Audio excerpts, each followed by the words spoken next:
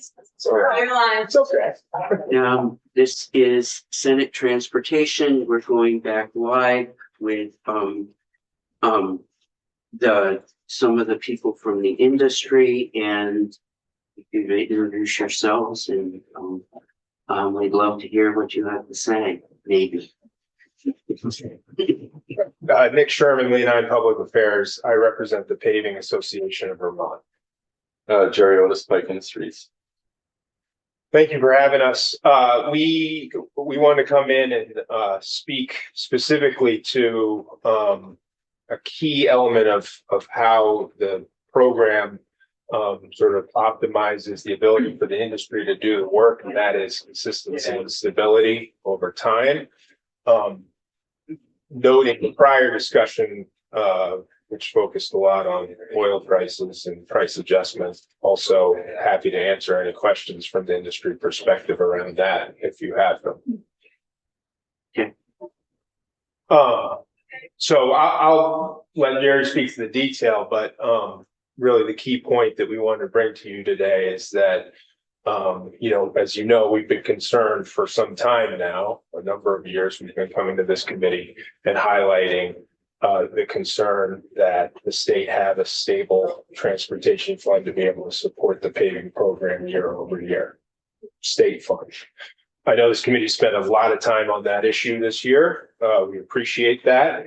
That's critical, we think, to be able to have a program that can be predictable, which really helps the industry be efficient, and obviously bottom line that the work is there, and that's critical for the industry. It's also critical to be able to maintain the system in the state, which you've heard us talk a lot about. So we are really appreciative that the administration came out with a proposal around purchase and use to try to create more of a longer term funding source in that area. That's something we think is an important thing to consider. Also, this committee and other committees have been looking at other proposals, and we are open to the discussion of any proposal because it is critical that we not leave federal money on the table and that we have a program that keep our roads maintained.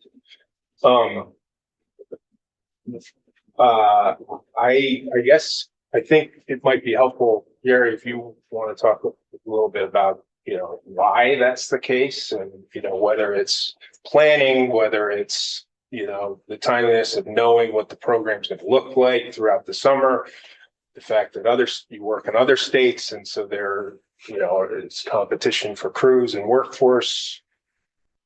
That'd be helpful. Yeah, I would just in here. You've seen the book. Yeah. You've seen 140 million. You've seen 70 million, and the jumps in between.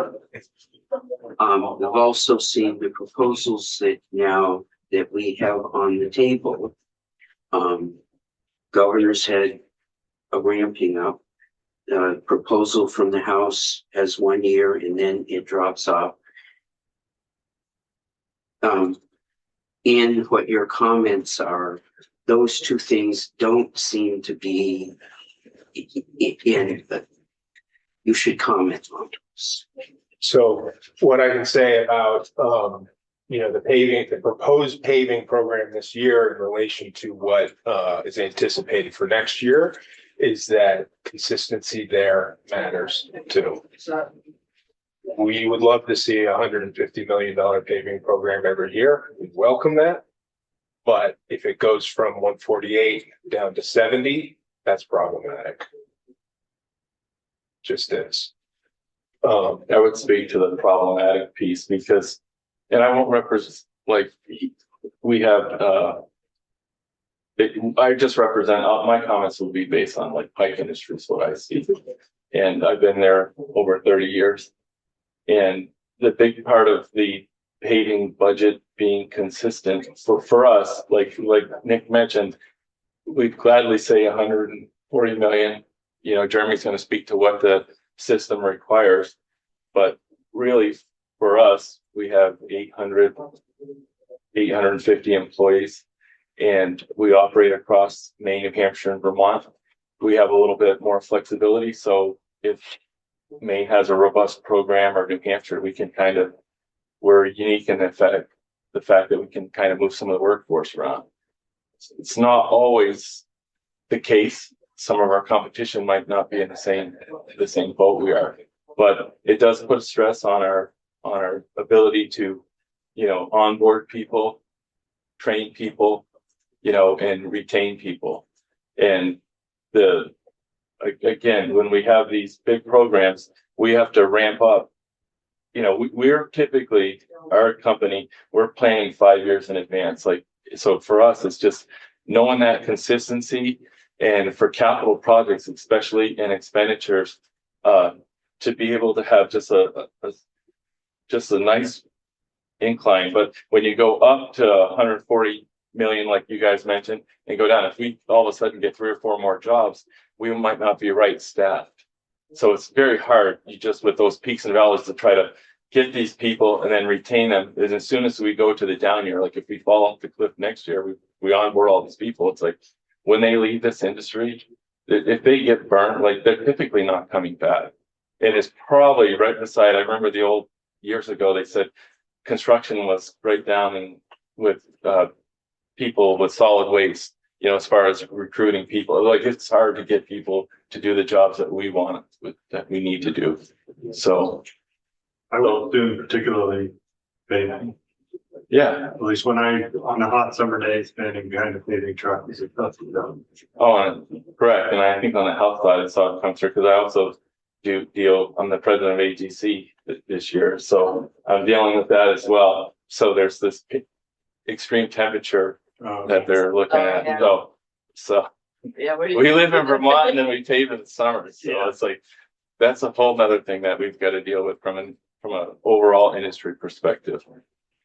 But for us, it's more just about, again, it's nice to see these big numbers come out, but long term, I truly believe slow and steady wins the race, and it's got to be predictable, and I think from the state's perspective, when you're not hiring for the need of the year, and you have people that stay and they make a career out of what they do, you're going to get a better quality, which is going to relate. When you have better quality, you're going to get extended life in pavements. Overall cost should come down over time, because you're going to get a better product, so. But I'm open to any questions. Like, I know you were asking about asphalt plants. I'll answer what I What are can. you seeing with the increase in fuel prices around, and the increase in asphalt right now? Well, like was mentioned earlier, clearly with what's going on in the world, in the type of our business, the biggest thing that we do when you produce pavement or asphalt, or even when we run our quarries, is the diesel fuel. And on average, I think we've seen like a 40% increase. Is where it's at. And then on the paving side, again, the index was reflected to be like $730 a ton. So it was up $100.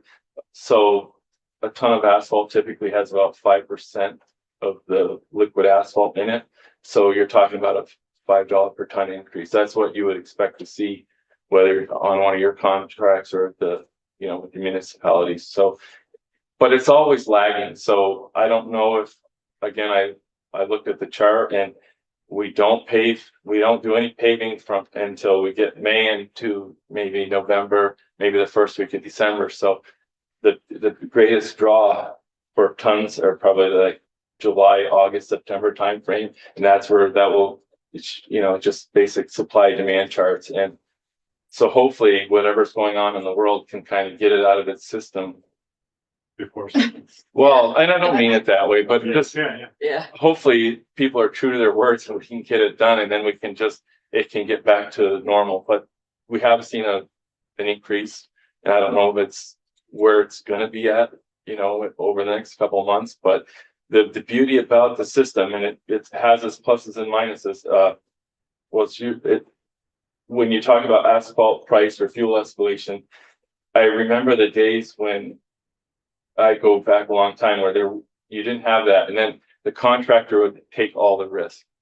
So it's not as easy as saying, well, the state always pays. It's a matter of the risk is out there, and it's a competitive bid environment, and you can go at it without having you guys see any undue cost. And like that example from 2022, I remember the year after that, we had to pay in because if the contracts were let at like 7:30 or 8:30, and the next year the oil went way down, we actually have to write a check back. So it's pretty much good standard practice for everyone, and it really helps to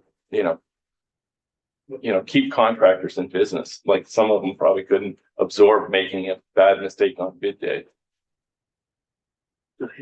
Yeah, I think we haven't heard from ACG or the papers in particular about like a revenue source that you'd see to help address this problem. I think one of the most difficult things in this whole conversation is just there's no political will to raise any revenue. The administration isn't proposing anything. The Democrats are not interested in proposing anything because we know we'll get beaten over the head if we try to move forward on this topic. So do you see any political will or direction that you would recommend as someone in the industry? Like what are people willing to rally behind at this point? Or are we just going to have to manage for decline? I don't think managing for decline is really a good option, because at some point you're just the cost to fix what we've allowed to just deteriorate is going to be exponential versus just keeping the projects in that good condition, like the Jeremy showed for a chart.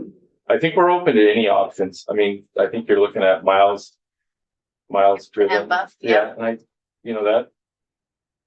I'm not saying it's good or bad because I haven't seen the details of it, but I think we'd be open to any avenue, and we'd be willing to sit down and work it through, because at the end of the day,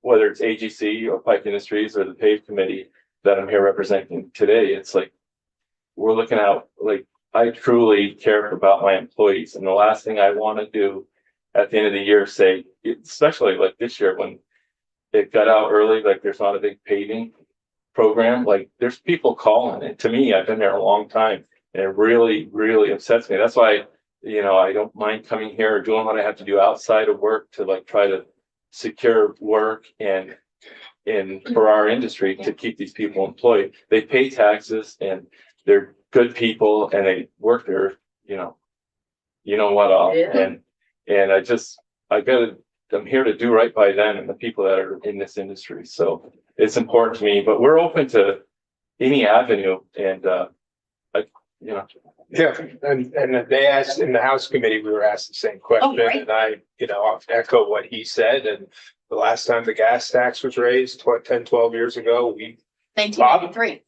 not the state. was 2014. When we were in this building, we lobbied for that. I mean, we supported that. So we're open. But we think that, we do think purchase and use, that transfer back makes sense because that is transportation money. But there are other proposals too, and we're happy to discuss and But it needs to be consistent over time. that's the critical piece. Yeah, Right. purchase and use is not going to be. The program needs to be consistent. And You know what we're spending. it may need to be multiple things pieced together to achieve that. And you have some of the heaviest vehicles in your industry. And one of the conversations we've had with mileage-based user fee, although I don't think you're here to comment on that, has been that, electric vehicles, they aren't statistically the main drivers of road wear and tear. It's our heaviest vehicles that are causing a disproportionate amount of road wear and tear. And while there is, a tiered system for weighting and how you register and all that, would you be open as an industry to discussing like an infrastructure fee on our heaviest vehicles to make up for the revenue shortfall? I mean, I think we're open to any discussion. We're open. I have to I haven't sat in here for those Yeah. discussions, so I Yeah, I guess apologize. the reason I'm I bring not- it up is we are getting rid of the infrastructure fee for EVs. And it just feels like if we're gonna have a mileage-based user fee and it's Yeah, a user fee, so the idea is it's based off of what you are doing to the road in some regard. And the idea of equity amongst vehicles, the largest issue for us for wear and tear, that usage, in my view, is our heaviest vehicles. So if we're going to try to create an entire structure to get it, the BEVs of the world to have equity, I think it's time that we also address for the heaviest weighted vehicles. There's a lot of science behind Yeah, that I and think other you'd have states to, do I it. think you'd have to look at the weight because the EVs, they versus a regular passenger car in the tire loading, they're gonna create wear and tear as well. So Mhm, I yeah. think the idea we'd be open to, we'd be open to look at that. Yeah. Just, but I think everyone should be, they overuse the word fair share, but everyone should pay. Every vehicle that drives on the road creates an impact. So it's figuring out what that impact that they do to the roadway, be important to figure that out before we just go and. yeah, and I mean, I think that's, Yeah. I think we're kind of in the same place as Yeah. you in the sense that if everybody who's using the road has a appropriate for the way they're using it, payment, and I mean, if you're looking at the heavy vehicles, you have to look at the registration of what they pay in the gas tax and stuff like that to, you know, because that factors in too, Yeah. obviously. Yeah. So, I mean, we want to see our goal, our primary goal this legislative session, and as it has been for the past few, is how do we stabilize this fund? And I guess one final question, and I really appreciate you on the cuff, like the off the cuff time above, that's appreciated. We talk a lot about the towns and I do worry as we continue to see declines in our own paving budget. We're gonna see those declines on a municipal level as well. And then there's also gonna be, I think, some infighting again about which contracts are supported by what contractors, and if the state contract is available, usually that's what you go for first. And I know there's all sorts of timing to that. But do you see any conflicts or increased prices from your industry having that down pressure on municipalities as well? Or, you know, what, if you could speak to that a little bit? I would say what I've seen so far to date is with regardless of what before, a lot of the work that Jeremy talked about got bid before this last issue with the oil. So I would say the prices based on the workload probably have come down a little bit Okay. versus the engineers. I think overall, some of the projects were quite surprising, but it's a competitive bid environment. And a lot of it has to do with how much work is out there, not just from the state, but to your point with municipalities. So I think people look at that and they figure out where the work's coming out and where their asphalt plant or quarries are located, and they try to figure out the work that best aligns with, you know, where they're at or where their operations lie. So. Thank you. Do you have any asphalt plants in Vermont? Yeah, so we have 7. I manage all of them. Okay. We have 26 across Maine, New Hampshire, and Vermont. You know, quite a bit different from when I first started, but there's quite a few They only run in other the- asphalt plants around the state geographically. They only run in the summer or some run the year round? No, none of them run year round, just because there's requirements for. You have to heat the asphalt to like 300 degrees, 350, depending upon what we put in for liquid binder. Can you burn oil? I assume to do that. Yeah, for the most part, but like years ago, we've done a lot to mitigate like risk long term because we've gone to compressed natural gas. I mean, we've always looked for like energy efficiency projects, low cost alternatives versus like number 2 fuel. So we've done a lot of things in that regards to lower our throughput costs. But yeah, we have plants, and then a question that was mentioned earlier. A lot of our asphalts, it's either supplied from Canada or Albany, or it comes out of like Western Mass. You know, they might do rail and bring it in there. So that's the big component is asphalt, and then that gets trucked to our asphalt plants, and then we actually make the hot mix. We take the grade of asphalt and we blend it on site. What do you blend it? What is it blended with? stone. So what people don't realize, like when you look at pavement, 95% of the makeup is aggregate, like stone, gravel, recycled pavement. We're a big user of recycled pavement, and 5% is the binder that is the glue that holds it together. But it happens to be the largest cost of what we do. And that's where the oil and price of oil affects that 5%. Yeah, exactly. Binder. Yeah. And the aggregate's all trucked. Yeah, so that impacts, like, That's we a lot. truck all it, a lot of, some are trucked, but most of our vertically integrated operations, we have a quarry right where the asphalt plant is. We're able to save there, but pretty much every ton of hot mix that we produce or HMA that gets trucked to the job, that gets dealt with on the diesel. So, all of our trucks run on diesel, so. You have your own quarries, you're integrated that way. Yeah. Not everybody assumes that pays as their own quarries. I'd say most of the competition in Vermont Doesn't. they are all vertically integrated with their own gravel and quarries on site, or they're in the process of developing them. Yeah. So you do work in basically Maine, New Hampshire, and Vermont, Correct. mostly. Yeah.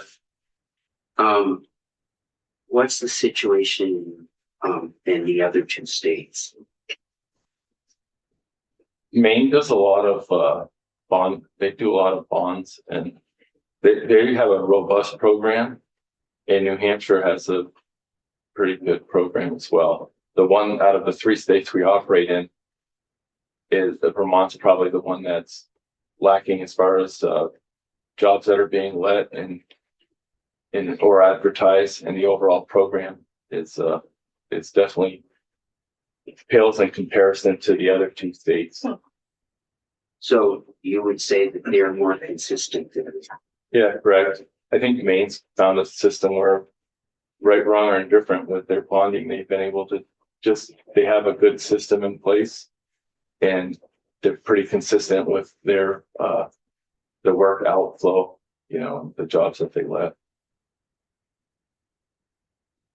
Good to know. I'm a Vermonter, though. I hope Yeah, no. you guys need to know that. Like, Yeah. I just worked for a big company and I've managed to do very well over my career, but I love Vermont. I live in Vermont. So if we When do we're here and then we're the ramp up time, are we in your company competing somewhat against the mains that are more consistent?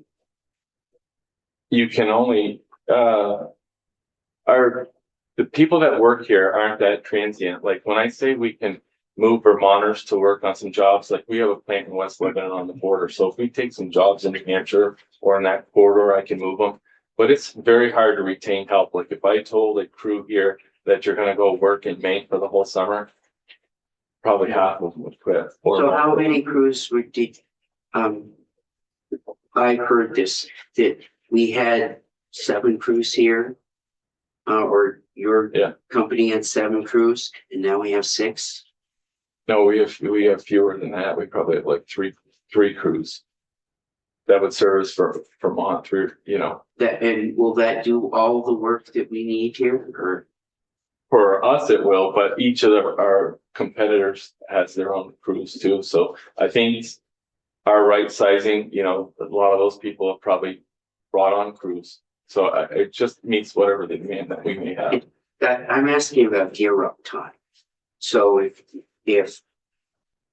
we do something that isn't like this, but we decided all of a sudden to go like this, what's the ability of the industry to accommodate?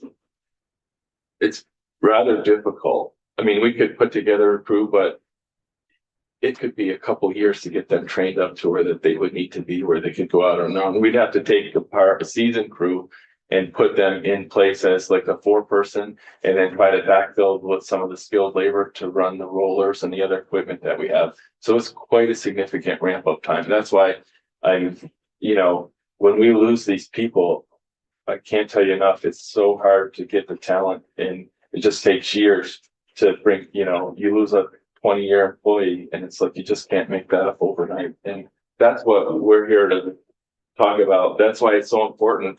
And as far as capital reinvestment, planning, and like if these asphalt plants, the big mechanical pieces are paving equipment. So, all of our rolling stock, quarry equipment, everything that's used, that's in conjunction with making a ton of asphalt, it wears out over time.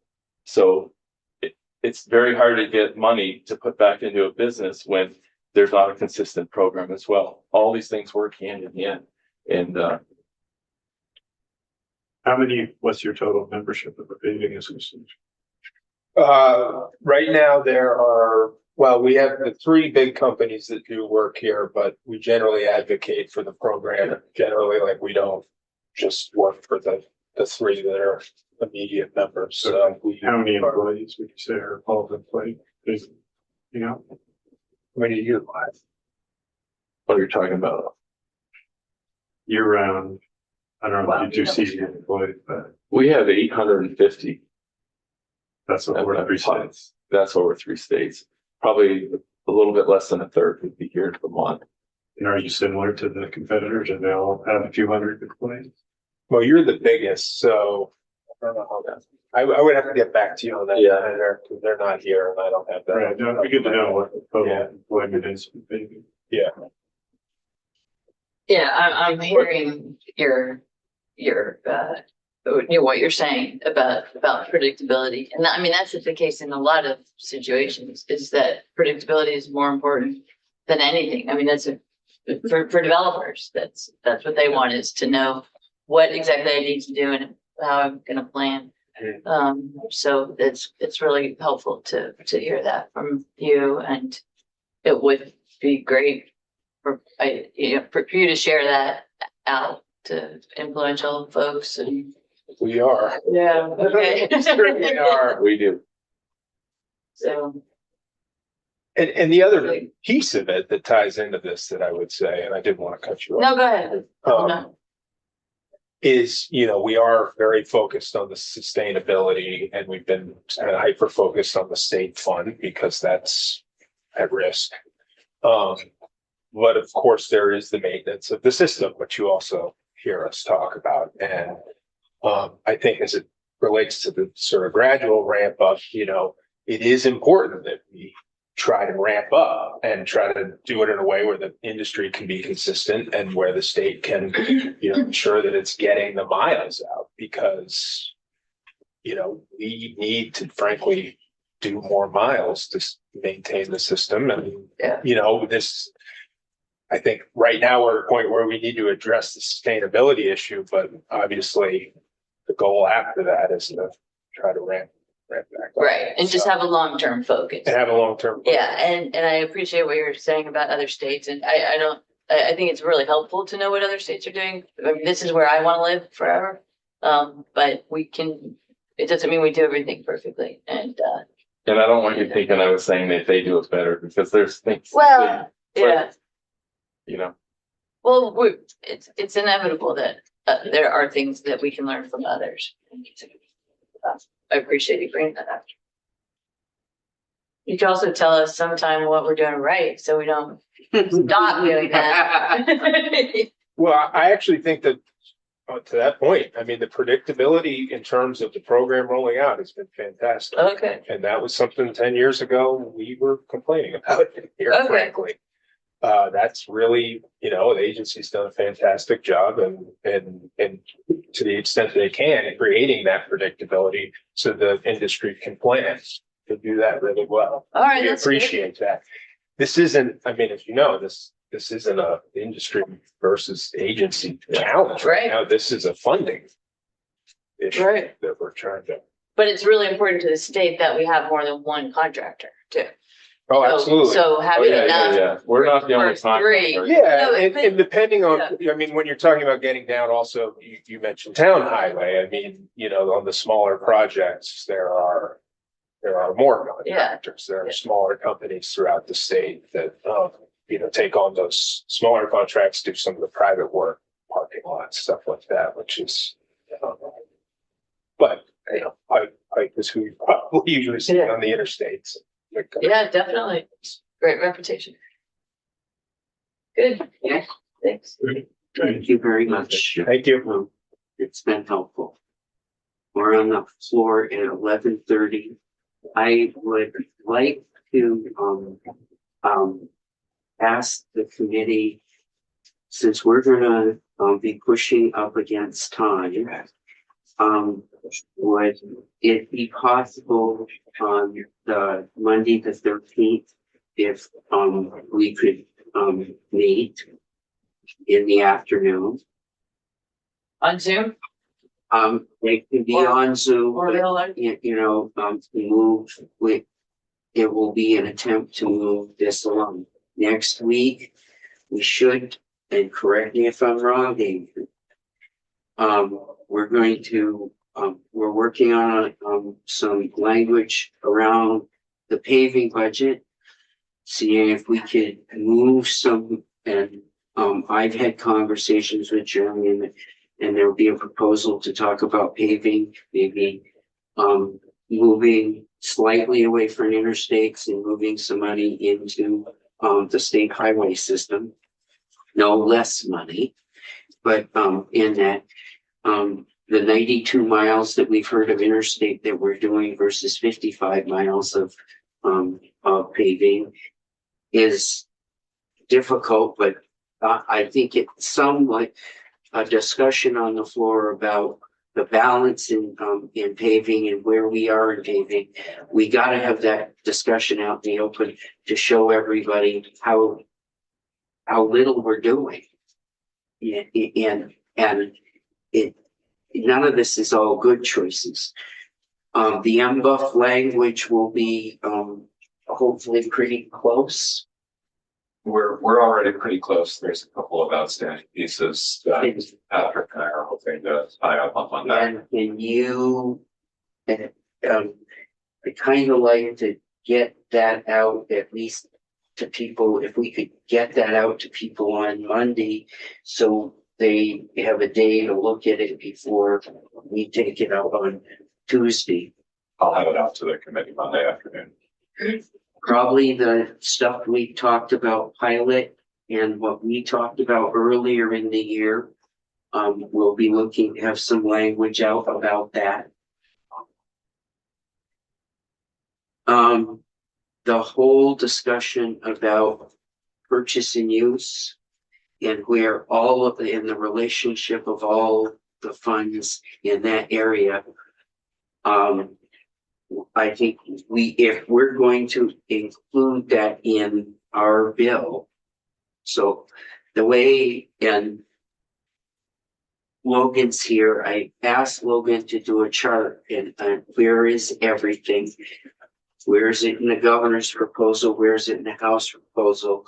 And over here, it becomes difficult to follow.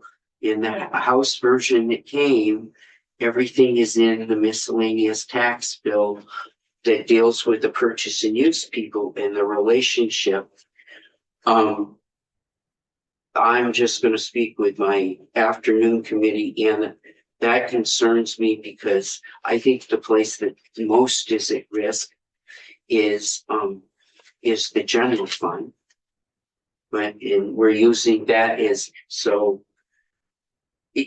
we're the vehicle, but we're right in the middle of all of that. So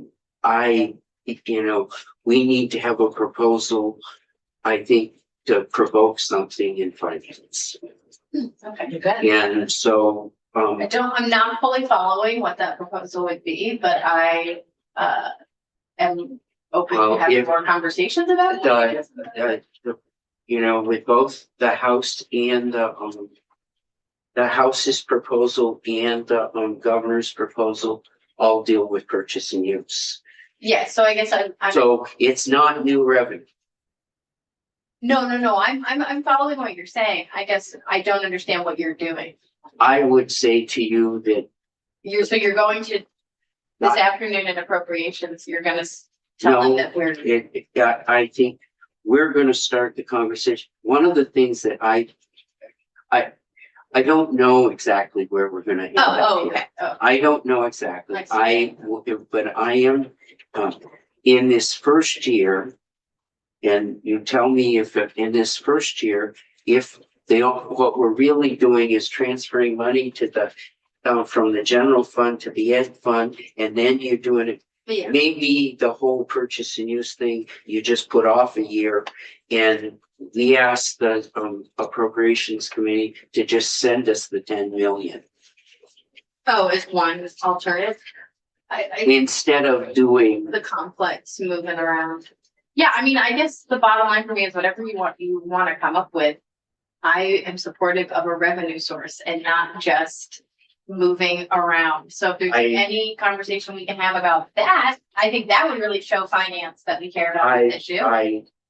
But I'm supportive of whatever shell game and I don't mean that negative. I mean that No, like, I whatever hear you you. want to do, if there's a simpler way for us to do it, I, as a non-appropriations committee member, I would empower my colleagues to come up with a.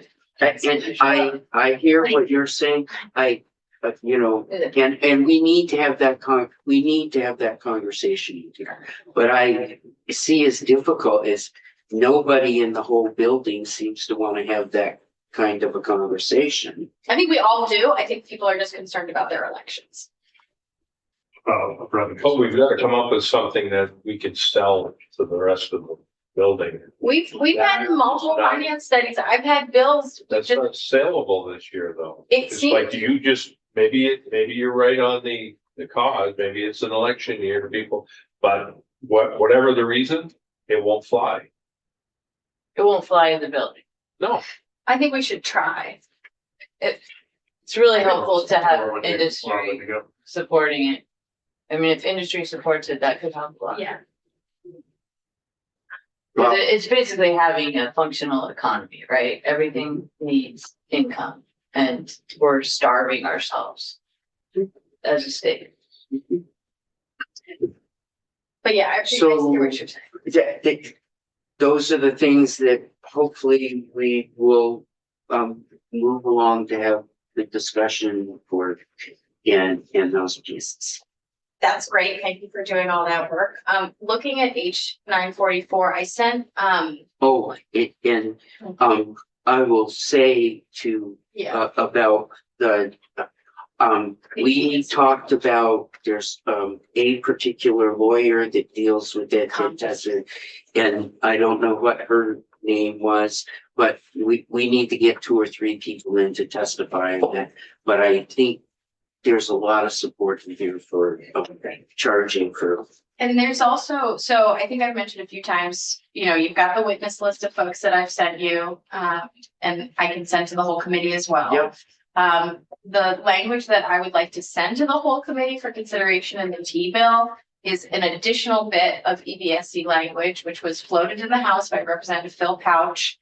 That would require credit cards to be available at chargers. Certain data would have to be provided by the chargers. So I've got that language. I'd like to Okay. present that to committee Yep. at the appropriate time. Then I've also And your got list has the people that should testify. Exactly. Okay, all right. And then I do have my controversial request to potentially include 2 Windsor County projects for full funding that are not listed in the project book with that amount of money.